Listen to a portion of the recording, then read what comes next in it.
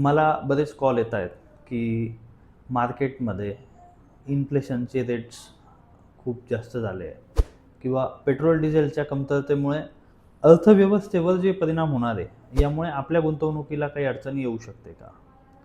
तर याचं उत्तर आहे कदाचित हो, कदाचित नाही. हे प्रेडिक्ट करणं कठीण आहे की इथून पुढे किती प्रमाणात अडचण येणार आहे. पण मग तो प्रश्नाचा ओघ असा असतो की गुंतवणूक थांबवली पाहिजे की चालू ठेवली पाहिजे? सो बेसिकली याचं उत्तर एका वाक्यात देणं हे सहज सोपं आहे.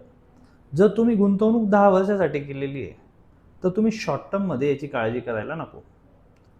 6 महिने, वर्ष या कालावधीनंतर सगळं व्यवस्थितच होतं.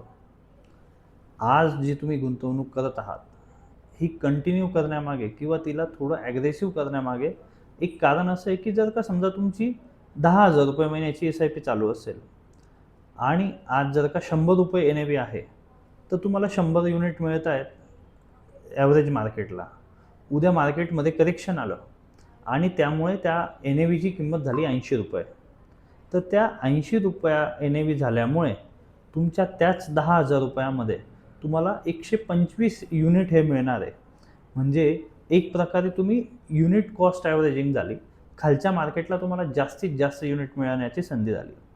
आम्ही वरून अजून एक सुचवतो की ज्या महिन्यामध्ये तुम्हाला जास्त भीती वाटते त्या महिन्यामध्ये एक एस-आय-पीचं इन्स्टॉलमेंट अधिक घेतलं गेलं पाहिजे. तर हे केल्यामुळे काय होणार आहे की लाँग टर्ममध्ये वेल्थ क्रिएट होताना तुमची कंपाऊंडिंगचा स्पीड हा अजून जास्त होणार आहे. तर सगळ्यांना एकच सांगणं आहे की काळजी करू नका. जर गोल लाँग टर्मचा आहे तर शॉर्ट टर्ममध्ये पेन घ्यायचा नाही आणि जर गोल शॉर्ट टर्मचा आहे तर इक्विटीमध्ये पैसे टाकायचे नाही.